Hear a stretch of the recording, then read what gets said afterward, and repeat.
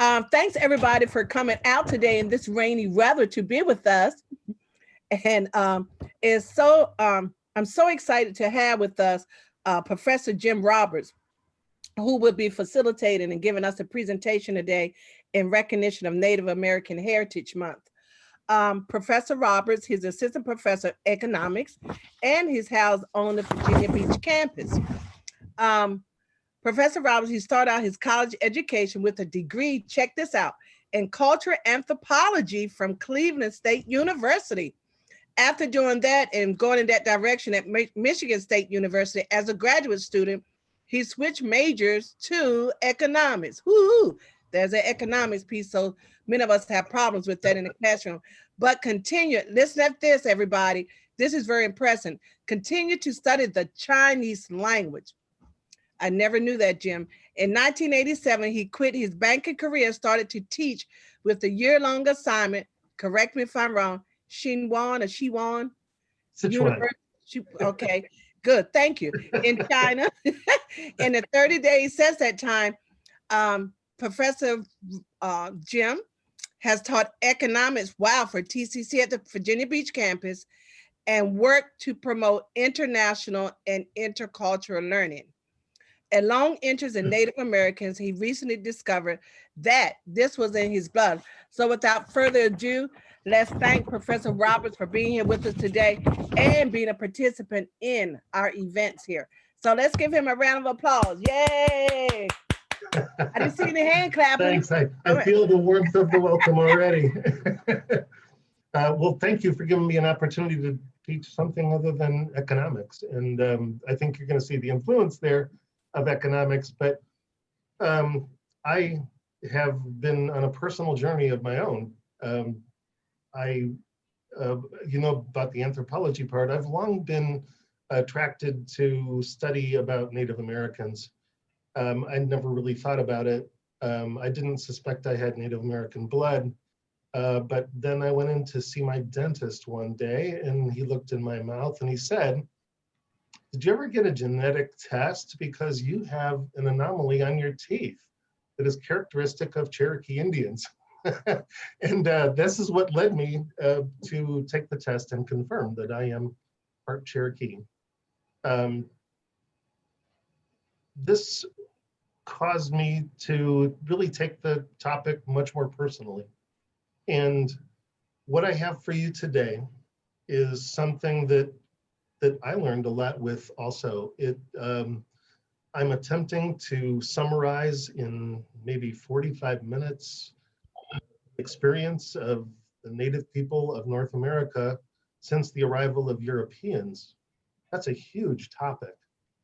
My challenge then as a professional educator is to find just the right resources and to pick just the right parts, the right excerpts, in order to give you a holistic picture of these 500 some years since Europeans have appeared in North America and where this leaves Native American culture and heritage.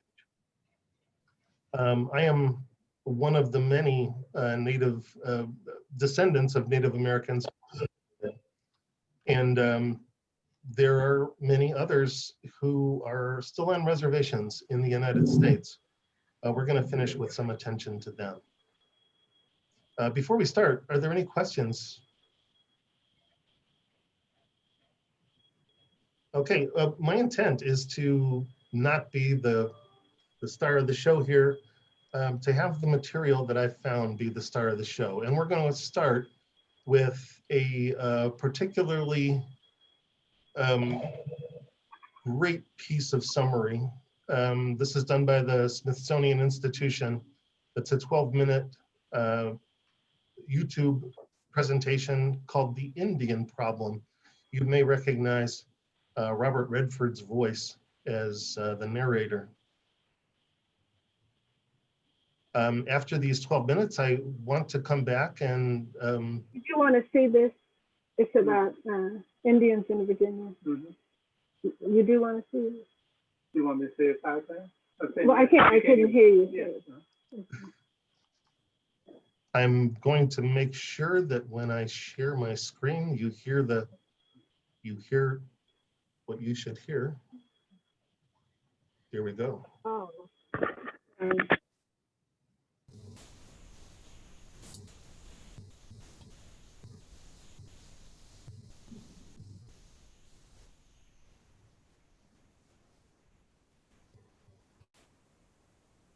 Uh-oh, what happened there?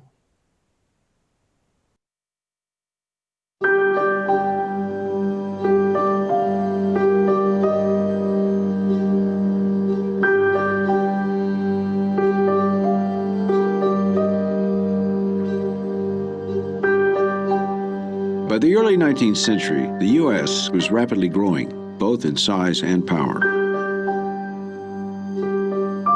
Land-hungry and ambitious, the new country was also drastically changing its policies towards the Indian nations. And nowhere was this more evident than in the treaties. The United States' primary interest in treaty making was to acquire Indian land. And so the treaties were used for that purpose, especially as the United States found itself in a position to pretty much dictate the terms of the treaty. And so the treaties morphed from this friendship and reciprocity sort of relationship into a very one-sided thing. There's almost a mythology about this, that somehow when the Pilgrims arrived, they were dragging land behind them. There was no land brought here. The land here was Native nations. And this is what the United States needed. It's what it wanted. They wanted all of it. They wanted everything. The greed came in.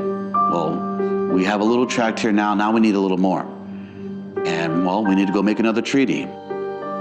We didn't understand that eventually those treaty-making processes ended up to the acquisition of all of our ancestral homeland.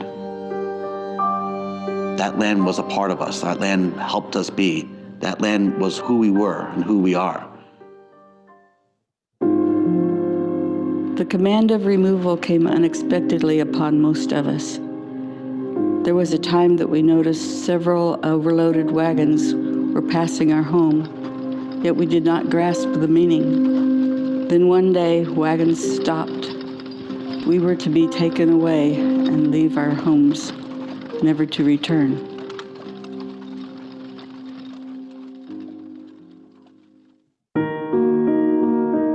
To get what they wanted, U.S. officials brokered treaties through any means available.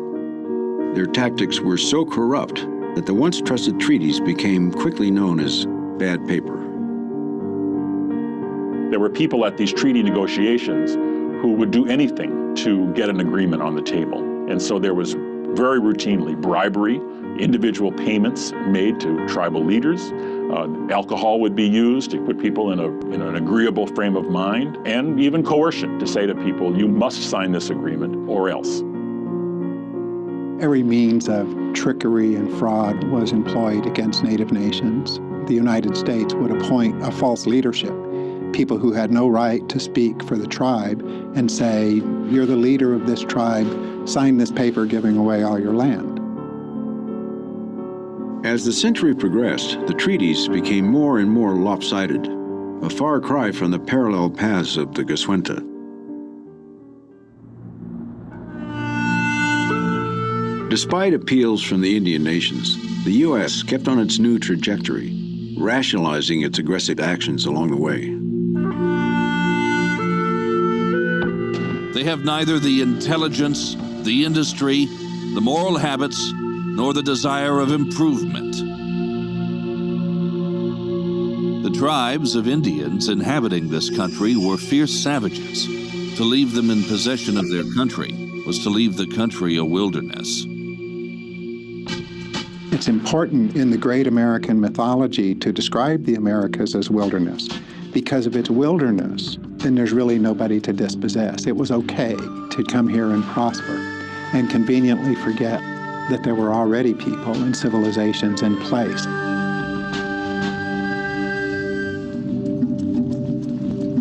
At first we had something to eat, but that gave out and we were starving. We came to a slippery elm tree and ate the bark of that. Lots took sick and died.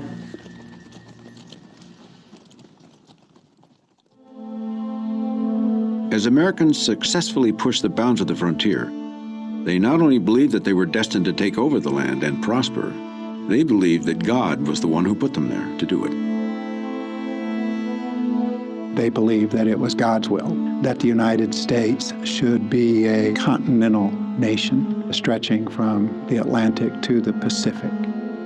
As each wave of immigration would come, they'd move into an area. The United States would then make some sort of arrangement with the tribe to get that land from them. And then more would come, and they'd advance the frontier even further.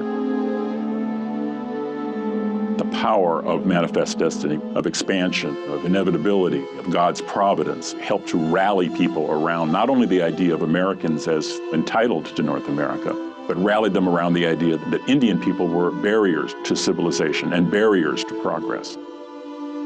No matter how many treaties were signed or how much land they gave to the United States, the Indian was still in the way. This was known as the Indian problem. This so-called problem continued despite a decades-old policy to force Indians to swap their land east of the Mississippi for land west of it. The Indians would then move to those western parts and away from the Americans. This plan was simply called removal. The Removal Act was the centerpiece of Andrew Jackson's political agenda, and it was very controversial at the time. It was very widely debated. There was lots of discussion across the country, and very many prominent people spoke up against it. Will the American government steal? Will it lie? Will it kill? I have no desire to see the poor remnants of a once powerful people. The removal bill represents oppression with a vengeance. The removal process, it was, all right, you've made these treaties. Now, you can have one of two things. You can keep your sovereignty, but you can't keep your land. But if you keep your land, then you have to assimilate and no longer be Indian. You will have sovereignty or you have your land. You can't have both. Across the United States, the Removal Act divided the country. But across the Indian nations, reaction was unanimous. We are surrounded by white people, and there are encroachments made. What assurances have we that similar ones will not be made on us should we remove to the Mississippi? Look here, Father. Our lands belong to us. We shall keep them. We do not wish to talk to you anymore. We had already been fighting to keep that land. And sure enough, when the government was coming in there to take us out of that land, we fought even more. But at some point, you have to realize that this fighting is all going to be about death. And death is coming. Then I need to be protecting my family, and I want my children to survive. So we have to endure this removal. Many of the tribes did choose to accept removal as a means of maintaining the tribal nation. What choice was there? After decades of engagement, they could no longer resist. And so they gave up their lands, they gave up their homes, they gave up their fields and forests, they gave up literally their way of life in order to be able to stay together and be what they were. We are poor, but we are free. No white man controls our footsteps. Some tried to assimilate to avoid removal. Some were removed completely. But in the end, every nation met the same fate. Every nation had to give up land. Brothers, you cannot remain where you are now. You have but one remedy within your reach, and that is to remove to the west. May the Great Spirit teach you how to choose. The loss of land was devastating, and so was the loss of lives. The most famous of these incidents was the Cherokee Nation's Trail of Tears, but there were numerous other trails just as violent and just as crushing. Everyone had to walk. My baby brother Joel was 4 years old. I was just 8, but I took my turn at carrying him because he could not walk much. I would get so tired I'd think I was going to die, but I would hang on to him. I was so afraid they would kill him. I saw them kill babies who were too big to be carried and would give out. That really was a road of death. People were falling on the side of the road or being shot or being murdered on the road and being left there. The removal process was done in a way that was not efficient in making people survive.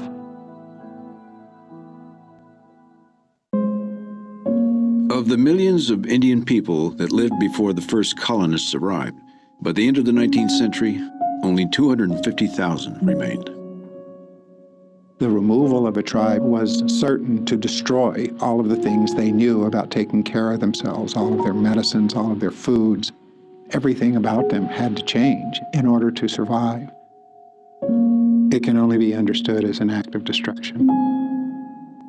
When you move a people from one place to another, when you displace people, when you wrench people from their homelands, wasn't that genocide? We don't make the case that there was genocide. We know there was, yet here we are.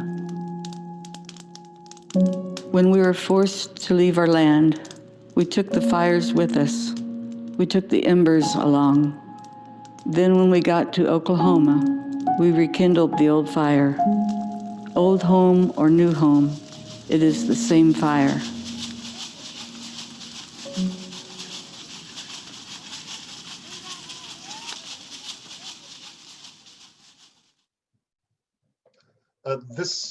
Whoops.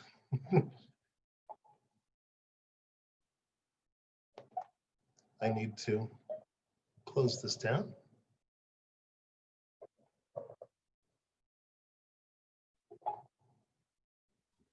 Jimmy, we had some questions and comments in the chat area. I'm trying to get out of full screen here. There we go. And I will return.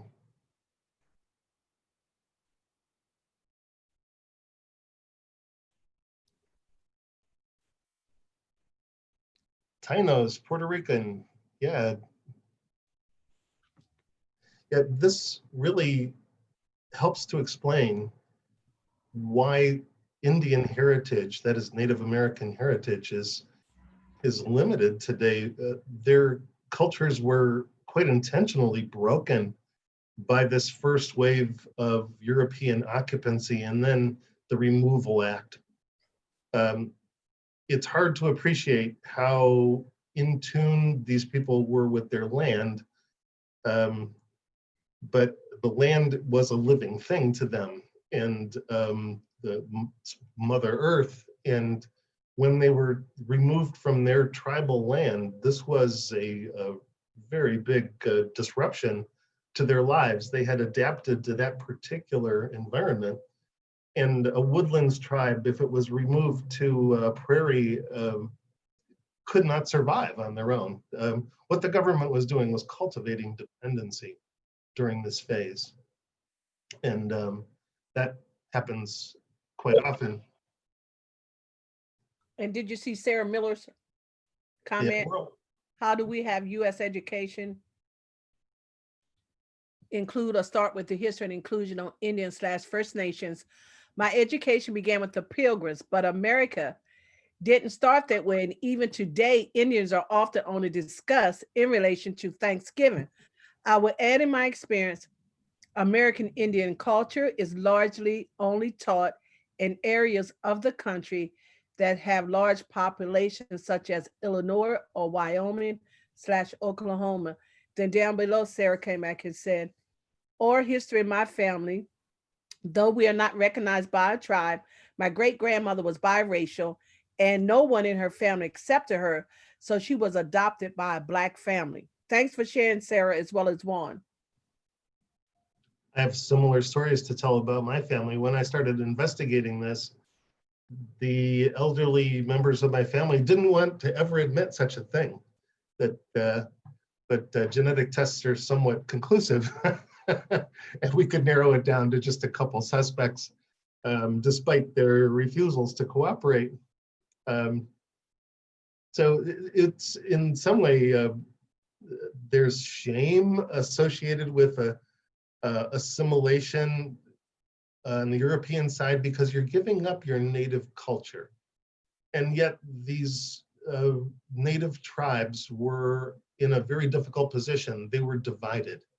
Ever since the first encounter with Europeans, they were divided over the question of, what do we do now?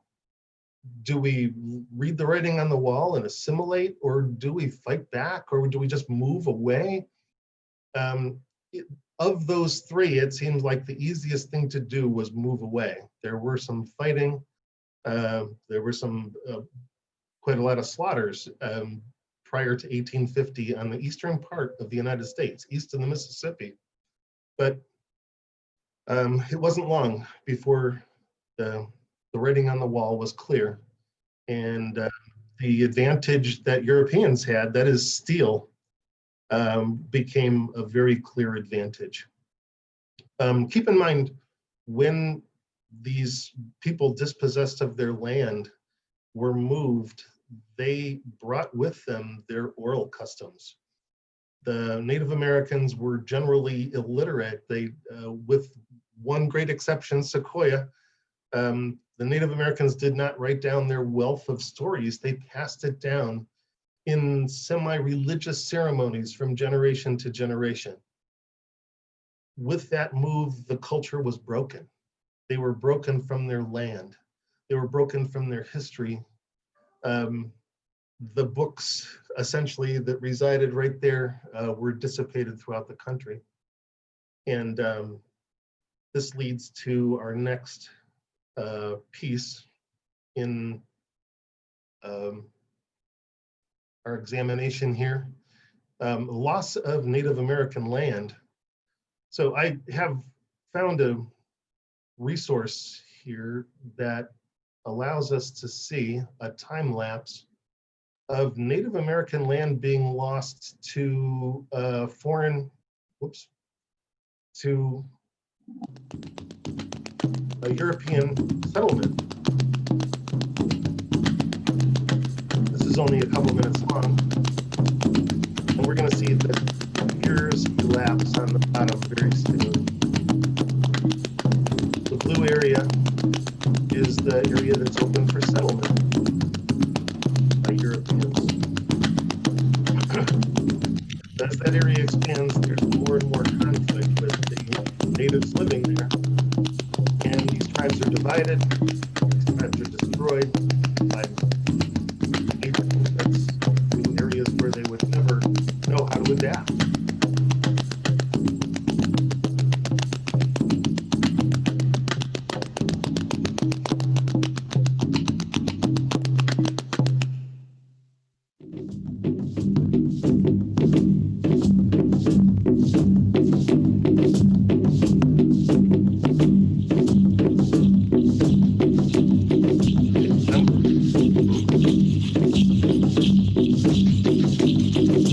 Notice this part right here.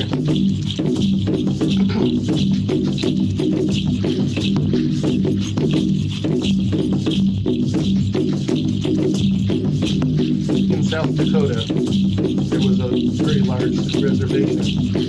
It was our holy land. The Black Hills of South Dakota are sacred to Native Americans.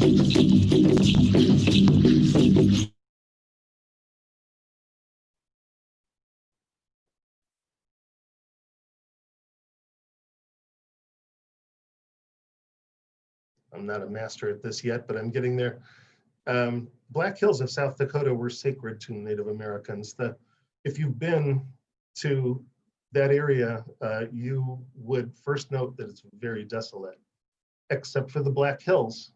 The Black Hills were thought to be the breasts of the earth. It's where Native Americans were, in their mythology, where we came from. We walked out of the earth in the Black Hills of South Dakota. And this is why there was focus put on preserving the Black Hills of South Dakota as the last stand of Indian, of the Native American civilization. By this time, there were other Native American tribes that were dispossessed, moving out into that area. There was some conflict, but it was agreed by treaty at Fort Laramie that that Black Hills would be set aside, and this would be a sacred pledge. In reality, it was only 3 years later when that sacred pledge was violated.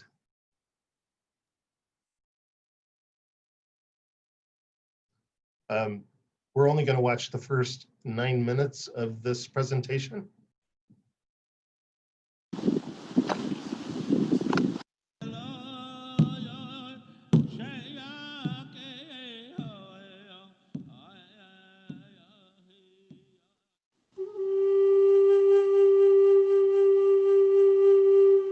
We did not ask you white men to come here. We do not want your civilization. We would live as our fathers did, and their fathers before them. In 1492, the indigenous Arawak people of the Caribbean islands encountered Christopher Columbus of Spain. Columbus wrote in his log, "They would make fine servants. With 50 men, we could subjugate them all and make them do whatever we want." Columbus proceeded to unleash a reign of terror unlike anything seen before. When he was finished, 8 million Arawaks, virtually the entire native population of Hispaniola, had been exterminated by torture, murder, forced labor, starvation, disease, and despair. Columbus's atrocities with cross and sword were justified by the Christian doctrine of divine discovery and set religious and legal precedent for the invasion and genocide of America's indigenous peoples for the next 500 years and beyond.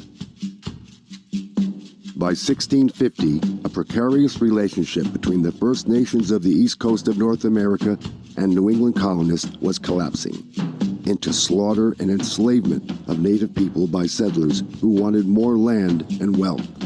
We find that most of the English colonies sanctioned and encouraged scalping Indians. In 1776, the United States birthed the first 13 states on land taken through the ethnic cleansing of dozens of eastern seaboard tribes. The Declaration of Independence further enshrined the belief of Euro-American settler supremacy by declaring native peoples to be merciless Indian savages. In 1787, the United States adopted its Constitution. Article 6 established treaties as the supreme law of the land. Despite this supreme law, treaties with sovereign native nations became slippery promises, easily broken when convenient. In 1823, in the case of Johnson and Graham Lessee v. McIntosh, the Supreme Court of the United States ruled that the First Nation people's right of occupancy was subordinate to the United States' divine right of discovery. The United States has unequivocally agreed that discovery gave an exclusive right to extinguish the Indian title of occupancy. This landmark ruling provided legal cover for governmental policies that would claim white Euro-Christian supremacy as justification for stealing indigenous lands and for the genocide of native peoples. In 1849, the California gold rush triggered the mass western migration of settlers, putting them in direct conflict with existing indigenous nations. In 1851, anxious to protect white settlers on their way to California and to avoid a full-scale war with the Lakota and our allies, the United States requested the Treaty of Fort Laramie with the Sioux and other northern Great Plains nations. 6 Sioux men signed the treaty, which recognized the Lakota Nation's sovereignty over a vast territory amounting to approximately 5% of the continental United States. With the end of the Civil War in 1865, the United States sent its war-hardened soldiers on a crusade to settle the West. Led by the growing dogma of manifest destiny, the U.S. claimed the God-given right to expand its borders from sea to shiny sea. damn any man who sympathizes with Indians. I have come to kill Indians and believe it is right and honorable to use any means under God's heaven to kill them. In 1868, unable to defeat the warriors of the Sioux, Cheyenne, and Arapaho nations fighting to protect our lands and people, for the first time in its history, the United States appealed for peace and drafted the Second Treaty of Fort Laramie. The treaty established the Great Sioux Reservation, including the Black Hills, and unceded Indian Territory to be set apart for the absolute and undisturbed use and occupation of the Indians, and that no white person or persons shall be permitted to settle upon or occupy any portion of the Indian Territory. Unable to defeat our free Lakota people with military might, the U.S. government increased the use of deceptive practices to subvert our matriarchal system and to create the appearance of agreement when our lands and rights were stolen. It is my purpose to utterly exterminate the Sioux.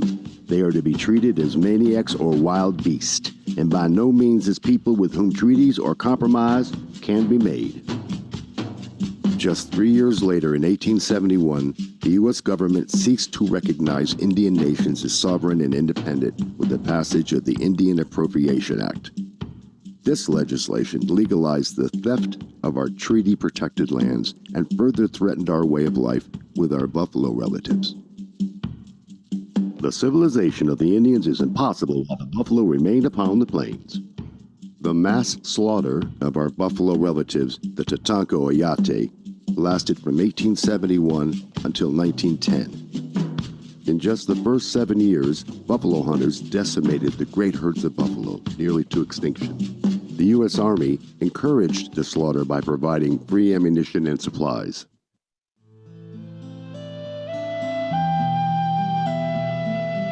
In 1873 alone, buffalo hunters massacred more than 1.5 million buffalo. As planned, our people became increasingly dependent on the U.S. government for even the most basic of human needs, like food, clothing, and shelter.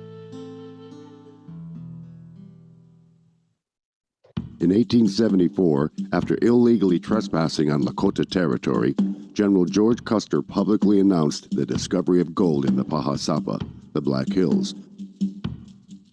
As intended, the announcement unleashed a flood of miners and prospectors into the Great Sioux Reservation in violation of the 1868 treaty.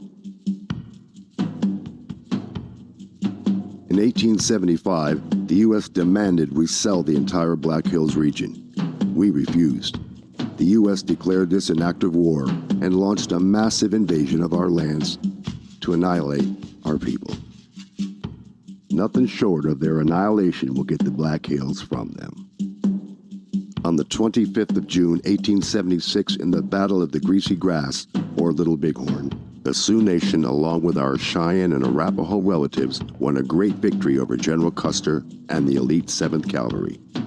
On that day, we defeated the might of the U.S. Army and took their flag. Seeking revenge for their defeat, the U.S. Army directed Colonel Ranald Mackenzie to unleash total war. U.S. forces went from village to village, killing women, children, and ponies, and destroying teepees, clothing, blankets, and food supplies. The U.S. then launched a sell or starve policy and withheld rations to coerce our people to sell the Black Hills and to relinquish our sovereign rights. These inhuman atrocities forced the surrender of many Lakota people to the U.S. agencies by spring of 1877. Despite being on the brink of starvation, few of our people signed the agreement to cede the Black Hills. When the paper was signed by Red Cloud, Spotted Tail, and others to give up the Black Hills, the majority of the Indians of the Teton Sioux tribe were not there, and they never consented to giving up the Black Hills, and never gave those chiefs permission or authority to sell or give up the Black Hills. Unable to obtain the required 3/4 consent, the U.S. seized the Black Hills with an act of Congress, in violation of the 1868 Treaty of Fort Laramie. Incensed by the illegal seizure, negotiator for the U.S. Henry Benjamin Whipple wrote, "I know of no other instance in history where a great nation has so shamefully violated its oath. Our country must forever bear the disgrace and suffer the retribution of its wrongdoings. Our children's children will tell the sad story in hushed tones and wonder how their fathers dared so to trample on justice and trifle with God. After breaking treaties, seizing native lands, and destroying our system of life, the U.S. government introduced another element of the genocide of Turtle Island's indigenous people: assimilation.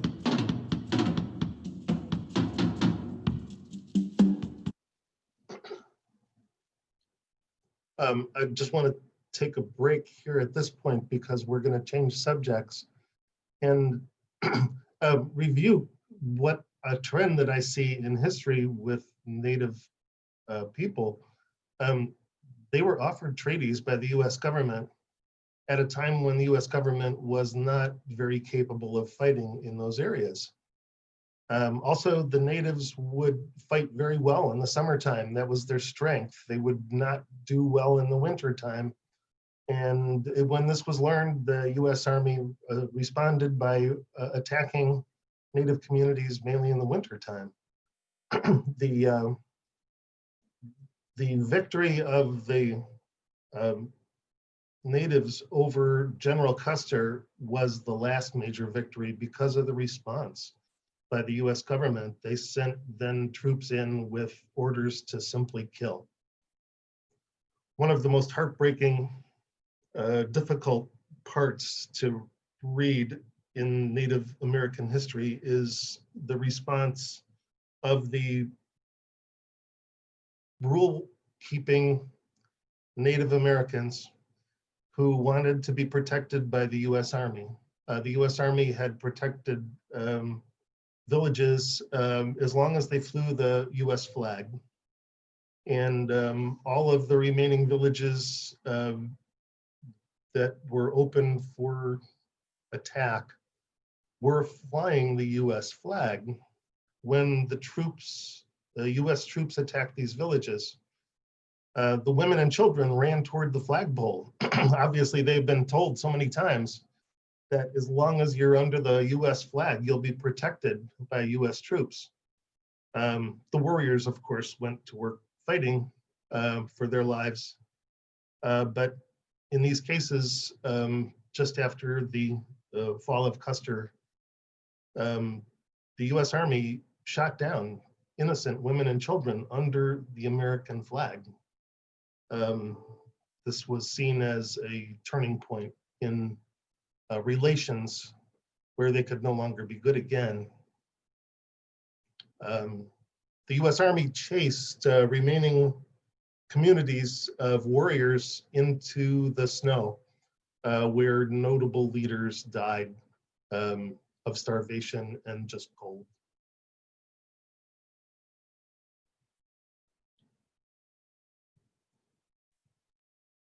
So this Native American history is a very difficult thing to look at because it really looks like genocide, especially when you look at the intent and the supporting mythology of the time.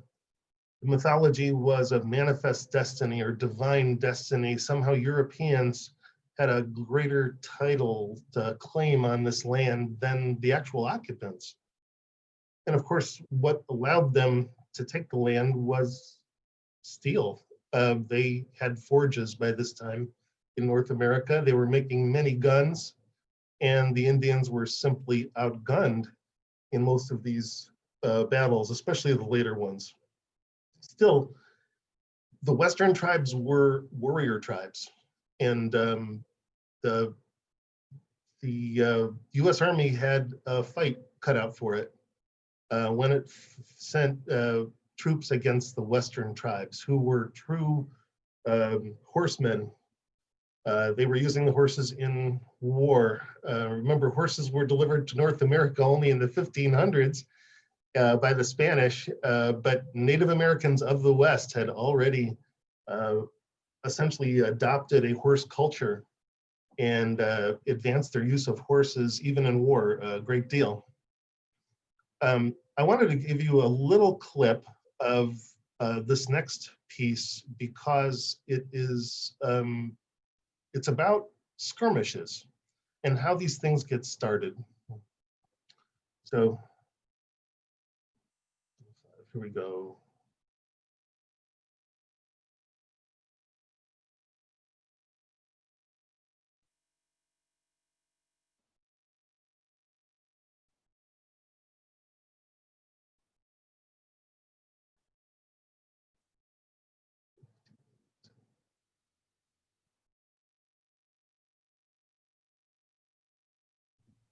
Okay, Jim, it's about 12:43 if you want to allow for Q&A. Okay.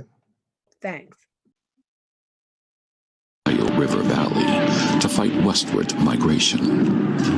But at the Battle of Tippecanoe in 1811, General William Henry Harrison led a group of militia who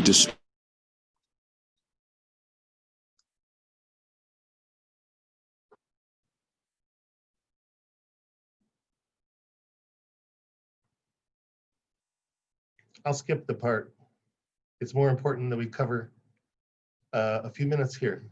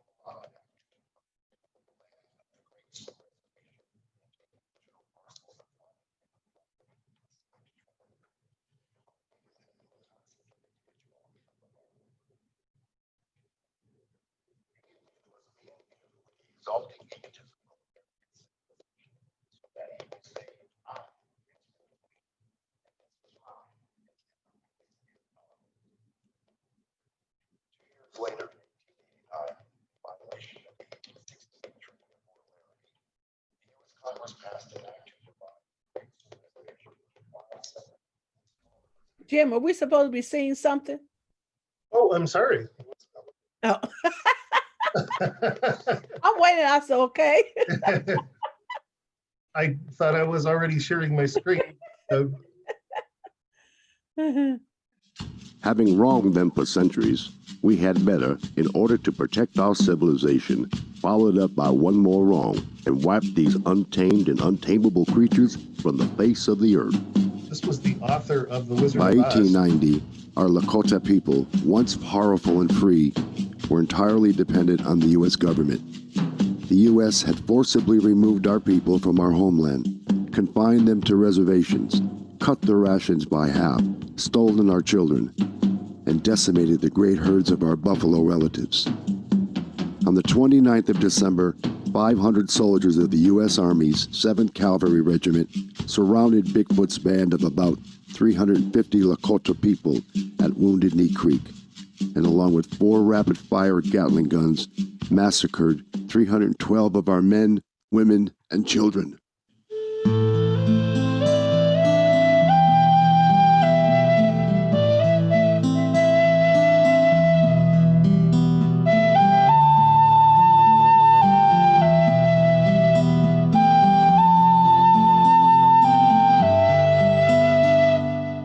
Our people know Wounded Knee as a massacre.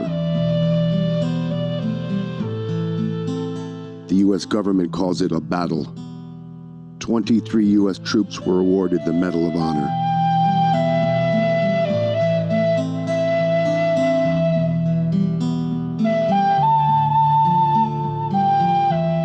Something else died here in the bloody mud and was buried in the blizzard.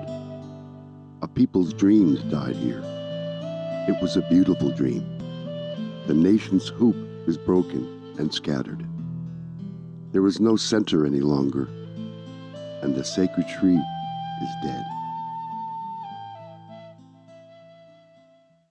In 1903, the U.S. Supreme Court decision Lone Wolf v. Hitchcock secured U.S. hegemony over indigenous peoples by granting Congress unlimited authority to break Indian treaties unilaterally, to sell treaty-protected land, and to regulate all aspects of Indian affairs without the consent of indigenous nations.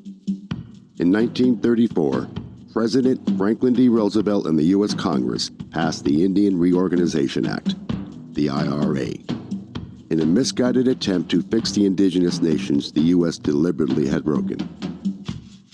Despite opposition from traditional elders and in violation of the 1868 treaty, John Collier, Commissioner of Indian Affairs, and Harold Ickes, Secretary of Interior, illegally approved the IRA Oglala Sioux Tribal Council and Constitution for the Pine Ridge Reservation with the support of only 1,348 tribal members out of an estimated 12,000 Oglala Lakota people. Most of our people were ineligible, unable, or unwilling to cast a vote. In the 1960s and 70s, U.S. Indian Health Services, IHS, physicians performed involuntary sterilizations on thousands of Lakota women aged 15 to 44. IHS facilities singled out full-blood Lakota women for sterilization procedures. On the 27th of February, 1973, 300 American Indian Movement activists from more than 75 tribes began occupying Wounded Knee, the site of the massacre 83 years earlier. Traditional elders from Pine Ridge sought to exercise our people's natural right to sovereignty and to take a stand against the corruption of the illegal Oglala Sioux tribe government. Continuing the 150-year war on the Lakota people, federal authorities escalated the occupation of Wounded Knee into armed conflict with a force of U.S. Marshals, FBI agents, National Guard personnel, armored personnel carriers mounted with machine guns, snipers and helicopters, semi and fully automatic assault rifles, grenade launchers, tear gas, jets for aerial photographs, and paramilitary personnel. The occupation ended after 71 days when a local Lakota man was killed by a federal sniper and both sides agreed to disarm. From 1973 to 1976, in the aftermath of the Wounded Knee takeover, the U.S. government backed Oglala Sioux Tribe President Dick Wilson and his guardians of our Oglala Nation paramilitary vigilante force, nicknamed Goons, inflicted the reign of terror on Pine Ridge. More than 60 grassroots activists, traditional full-blood Lakota people, and our supporters were assassinated. 300 were harassed and beaten. 562 were arrested, of which only 15 were convicted of crimes. During that time, the murder rate on the Pine Ridge Reservation soared to 170 per 100,000, the highest in the world at that time. In 1980, the U.S. Supreme Court ruled that the 1877 seizure of the Black Hills was illegal, but did not return the land to our people, offering money instead. To this day, we refuse to accept the monetary compensation offered for the theft of sacred Bahasapa. In 2000, at a ceremony acknowledging the 175th anniversary of the Bureau of Indian Affairs, Assistant Secretary of the BIA, Kevin Gover, admitted, "From the very beginning, the Office of Indian Affairs was an instrument by which the United States enforced its ambition against the Indian nations and the Indian people who stood in its path. It must be acknowledged that the deliberate spread of disease, the decimation of the mighty bison herds, the use of the poison alcohol to destroy mind and body, and the cowardly killing of women and children made for tragedy on a scale so ghastly that it cannot be dismissed as merely the inevitable consequence of the clash of competing ways of life.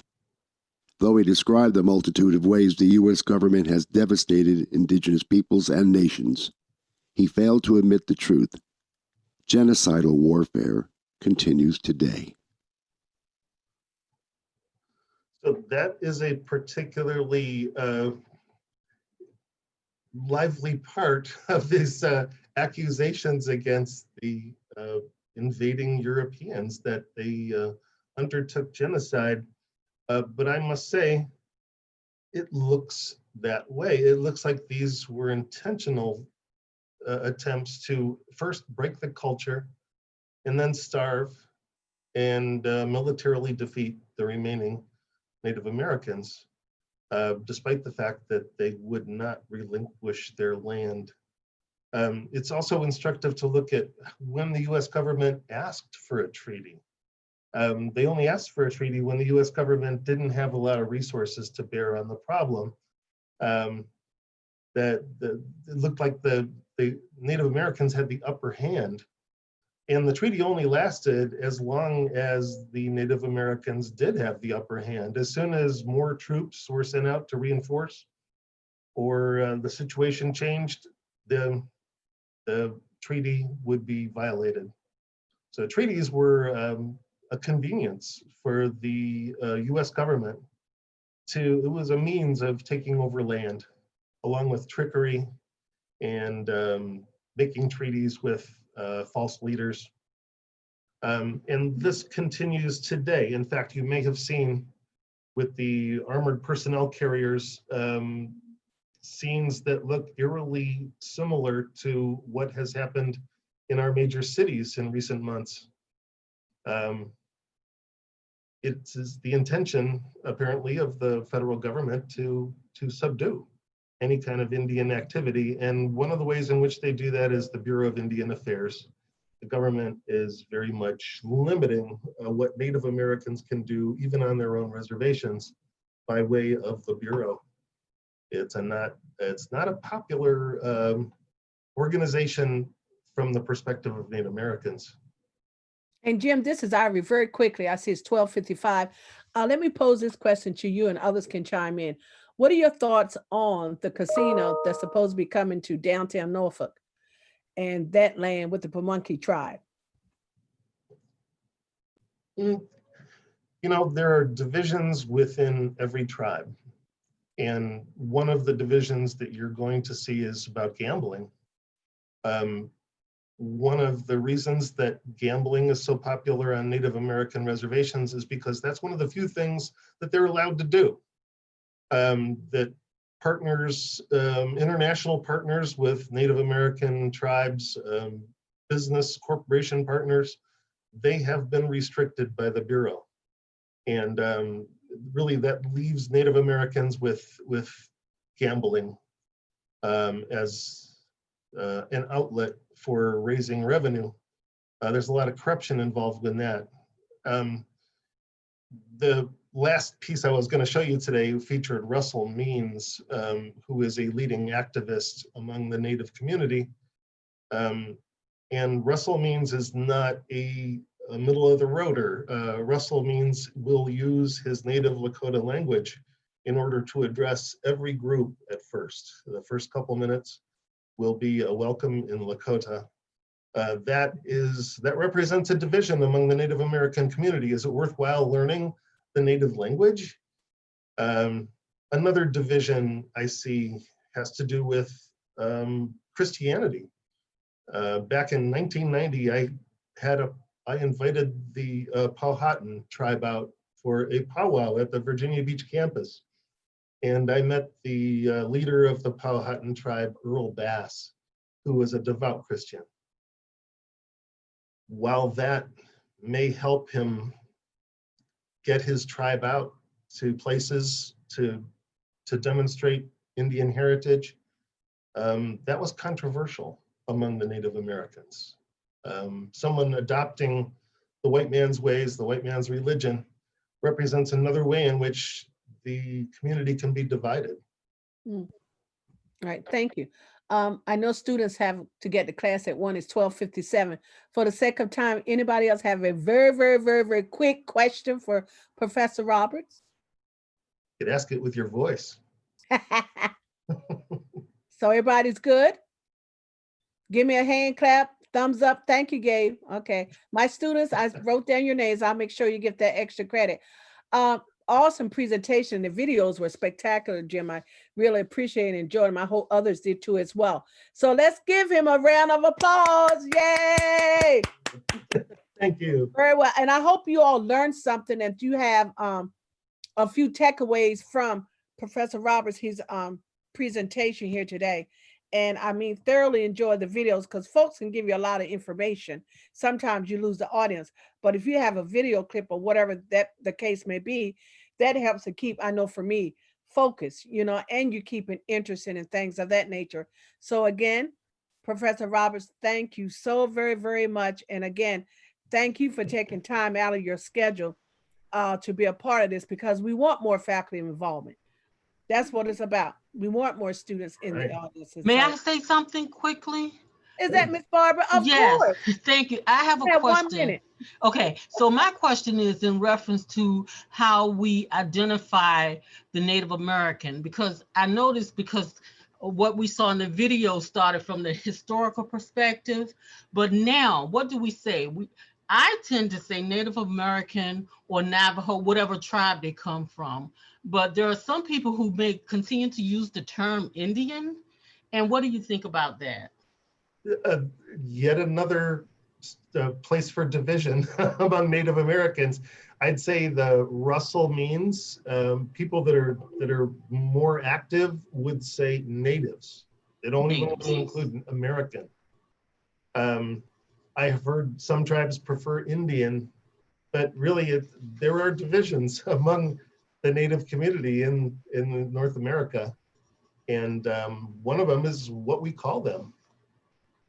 Correct. Interesting. Thank you, Miss Barbara. Thank you for that question. And in the chat, everything is positive, Mr. Jim. Sound like Mr. Roberts' neighborhood. Thank you for this. And it was interesting and informational. And thank you. I hope you would share with us more information and experiences as you continue your learning too. So again, thank you, Professor Roberts. And everybody have a great day. It's 1 p.m. We're on point, Paul. And stay safe. Have a good day. Till the next time again. Thank you. Thank you. Ciao. Thank you all. Good night. I tell you, this little school.